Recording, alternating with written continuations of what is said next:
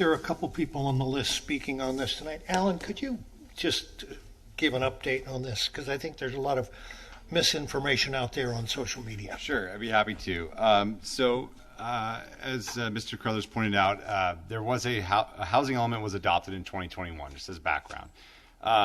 That's a compliant housing element as far as the city's concerned. The city disagrees with HCD's finding. However, since that time, the city's been working cooperatively with HCD to revise our adopted housing element and bring an amendment back to the council. So it's not been an adversarial discussion at all. It's just been various rounds of review on what I think city staff would characterize as relatively minor edits that HCD would like. It's not substantive changes. It's not wholesale changes.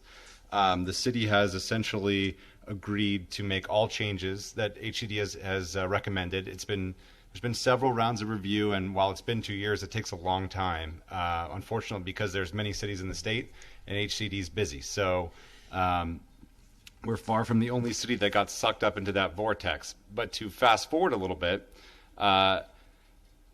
after a call about a month ago that both Bob, I, and Chris were all on, we appear to have ironed out every last comment from HCD. The most updated, revised, proposed housing element has been submitted to HCD for informal review.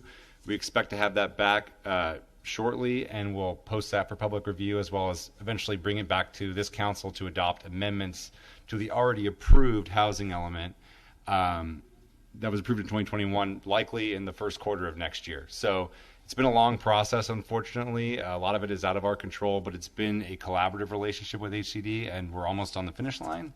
And just for the public and for any developers, we do not believe the developers' remedy would apply here, because, again, we have an adopted housing element. This issue has been litigated in the trial court, and I believe that the builder's remedy, I said developer's remedy, the builder's remedy would only apply to a situation where you don't have an adopted housing element at all. So the city hasn't been threatened with that, and I think that sort of speaks to the fact that that's not on the table. But, of course, potential consequences of not having a certified housing element are grave, and that's why we've been taking it seriously. Thanks, Alan. So just to clarify, within the past month, the city met virtually with HCD. That's right, yeah. And you expect their comments back on the initial submission in next few weeks or January? They said a couple days. Yeah, it's a couple days. Yeah. Okay. Thank you. No. Next speaker.